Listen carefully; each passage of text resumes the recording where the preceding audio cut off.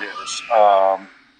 And so we've had a bunch of different discussions. I think is it Mark who is big Red Hat advocate out in or Chris out in Chris Paul, Texas.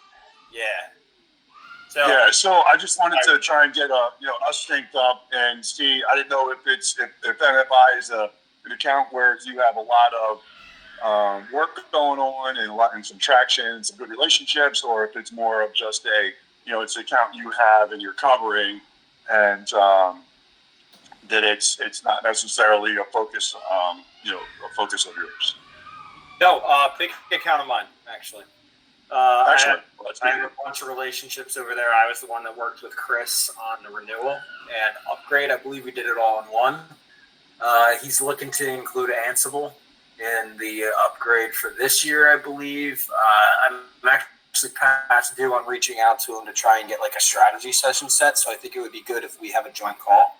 Me, you, Chris, probably pull in Mark Newfable, as well as a few of the other infrastructure guys as well. Probably JJ, John Jackson over there as well. But no, overall, my relationships lie with most of the senior leadership. I've met Gerard Darby, the CIO, a couple times. Tony Martinez, the VP of IT Finance, me and him are pretty close. And new guy, John Roscoff, came in. Admittedly, he has some relationships in other VARs. He came over from Caesars. So actually, it's good that you reached out because I'm really trying to solidify my incumbency in everything that we do right now because he's a little shifty. I'm working on that relationship. But overall, I do the majority of my book business is with NFI. So we manage their G Suite as well, among other things, CrowdStrike, et cetera, et cetera, et cetera. So, so did you tie off with Chris and talk to him about what he's looking to accomplish this year? Because I know he was trying to get buy-in from the majority of the team to increase license count as well as investment in Red Hat. Yeah, we had a call. We didn't go into a lot of details. I think he was kind of under the gun to get some things wrapped up. So it was really more of an introductory type of a call. Gave us a little bit of a heads up on, kind of what he's trying to do, but we didn't go into that level of detail. Mm-hmm. But definitely good because from a footprint standpoint, they're small to Red Hat, and well, let me back up. So Musa, why don't you quick introduction as well? Yeah, hey, hi Joe. My name is Musa, and I'm a solutions architect at Red Hat. I'm more like a generalist, so and I've been with the company for. It will make me 1 year and 8 months now. I'm a little bit younger, in the company as compared to Sean. I'm based out of New York City, and I'm just we're probably going to be curious to know what is happening with NFI. But yeah, nice to meet you. Nice to meet you. Yeah. So like in the past, so we've kind of restructured our teams. I had historically been working with our large enterprise clients. We're trying to grow some of the clients that are sub $1 million in revenue to see if we can expand the footprint.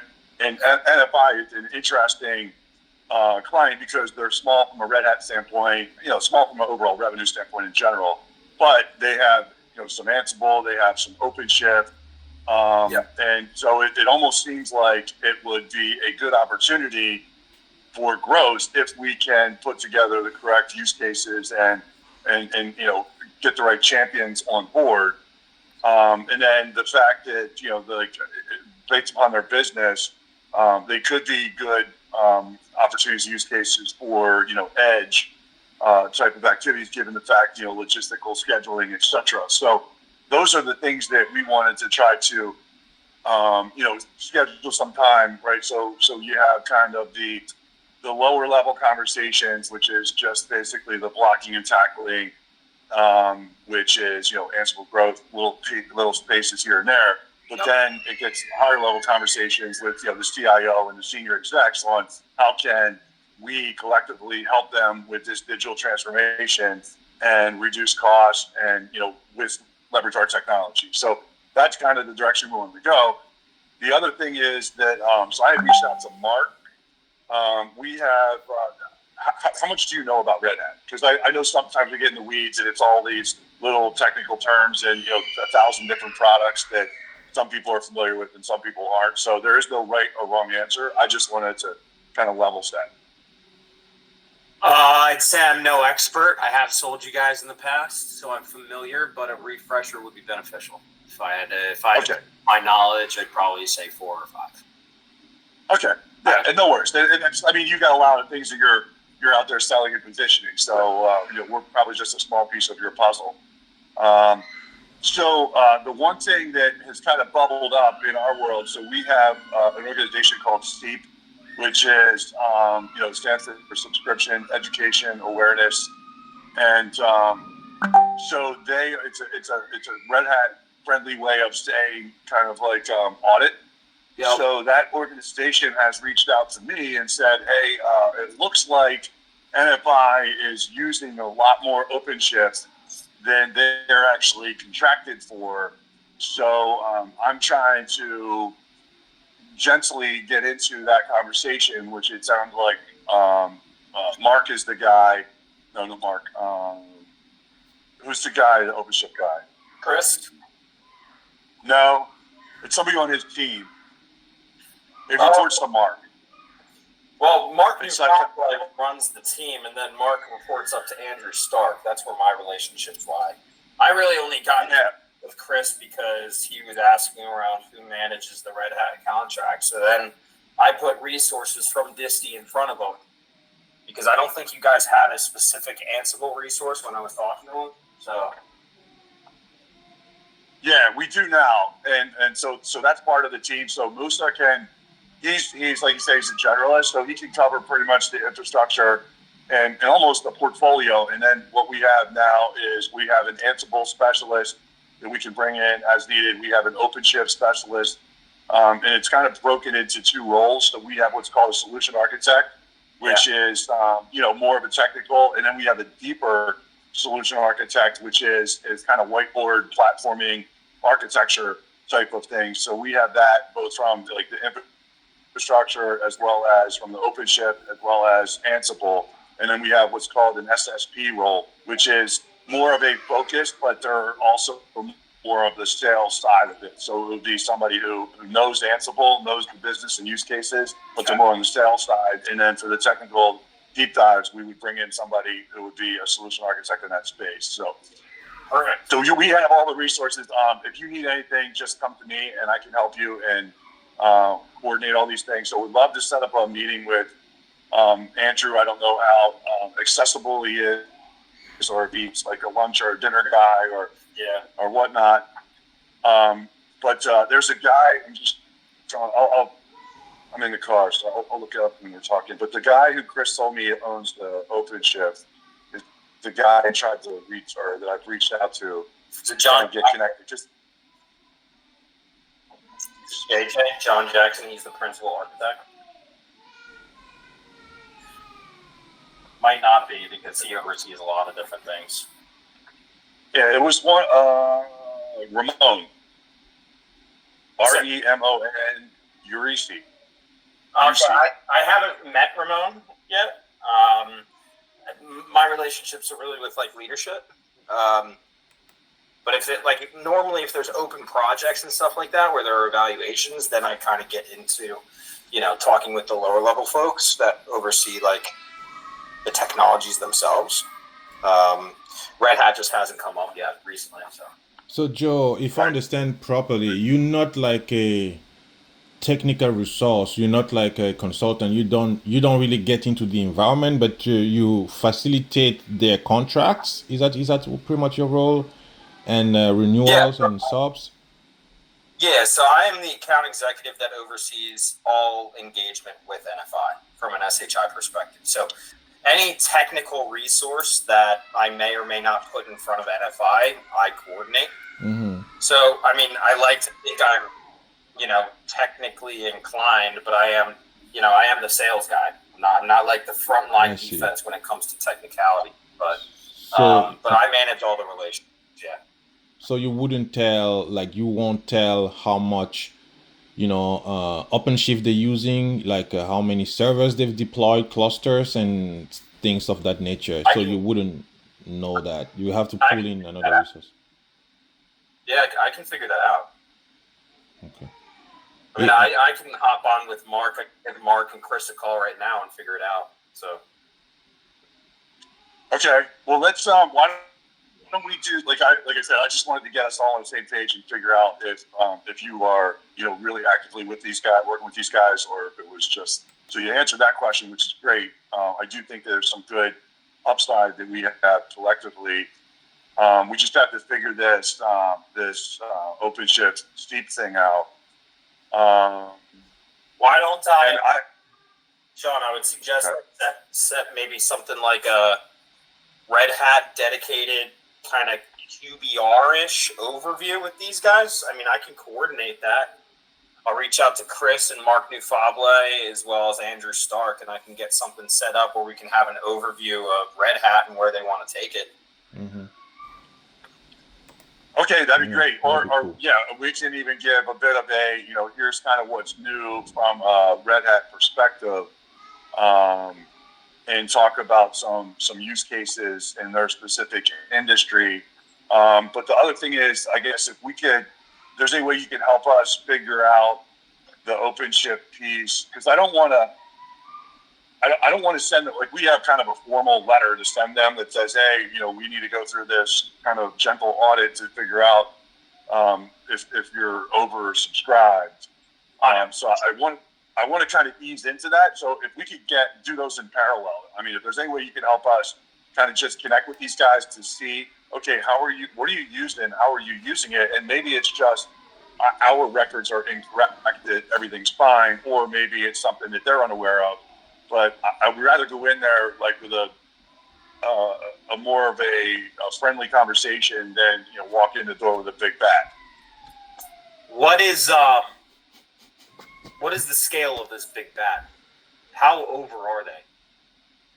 I mean, let me tell you. I mean, again, these are just some of the things that that our organization sees in some reports. So that's why it requires some validation, but it's pretty significant.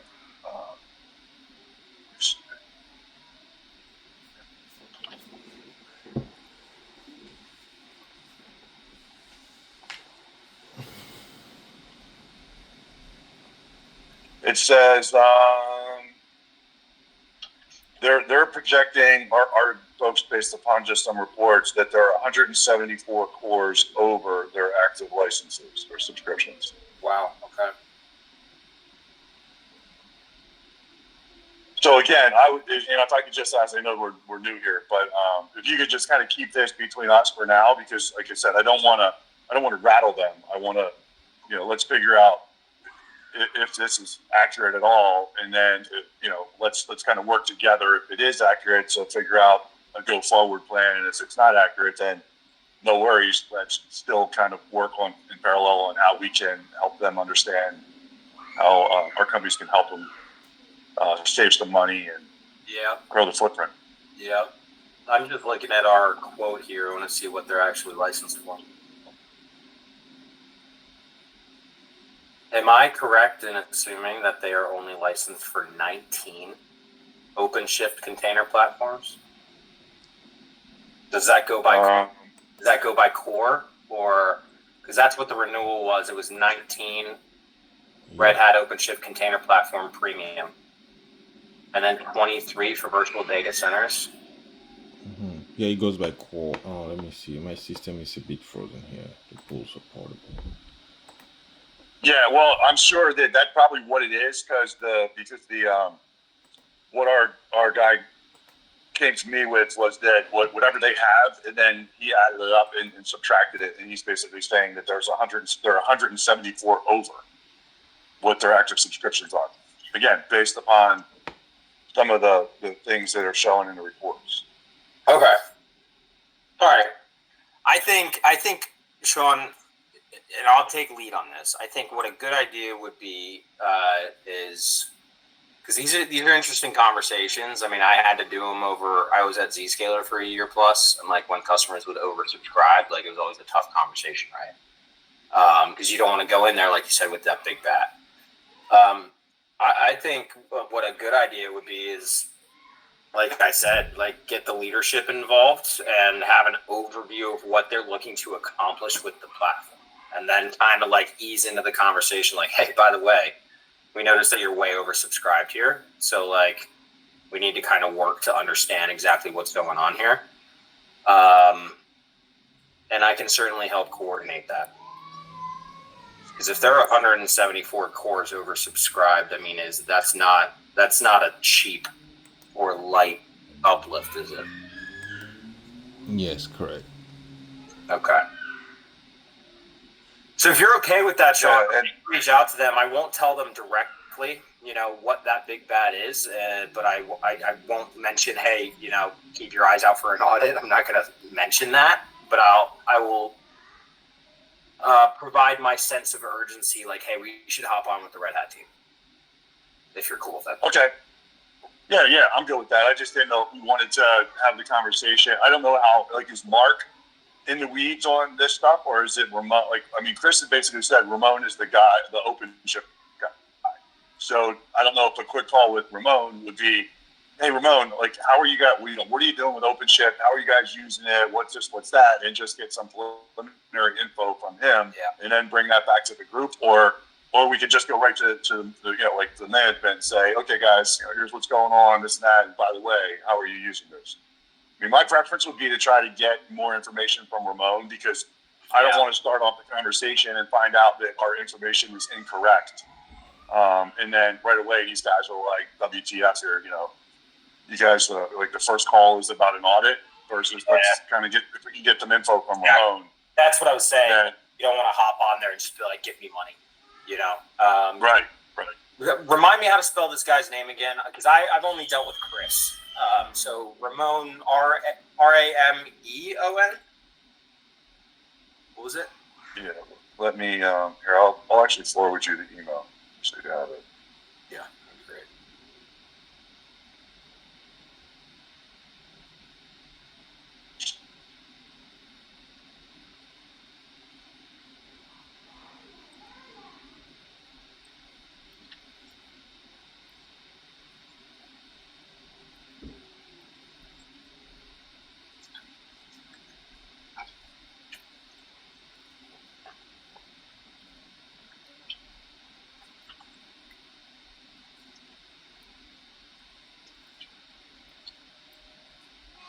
You out of Philly? Yeah, man. Yeah, what about you? Central New Jersey, like an hour.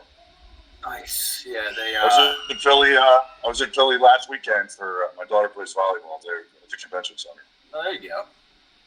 Yeah, Philly kind of sucks. Yeah, it does, man. Where do you live? Fortunately enough, I'm outside like Center City. I'm actually in Roxborough, which is it's past Manioc, if you're familiar. Yeah. I grew up in Central PA, so I'm familiar. And I started my career. I was working for Bell Atlantic Business Systems and IBM outside, like by the Desmond Hotel. So I was doing a lot. Yeah, I was covering Wyatt and Sanipede, which are right there as well in the past. Nice, man. Yeah, it's a nice little area. I mean, I'm tucked in like kind of a suburban type feel area, but I still get my fair share of homeless people. Can't get away from that.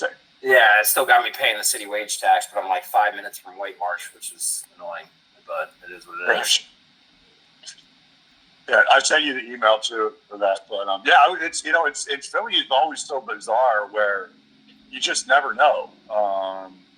Some of the homeless people are really aggressive, and others are just chill. But it does seem like they're multiplying.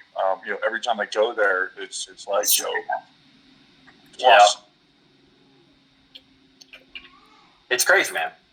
It is really crazy. I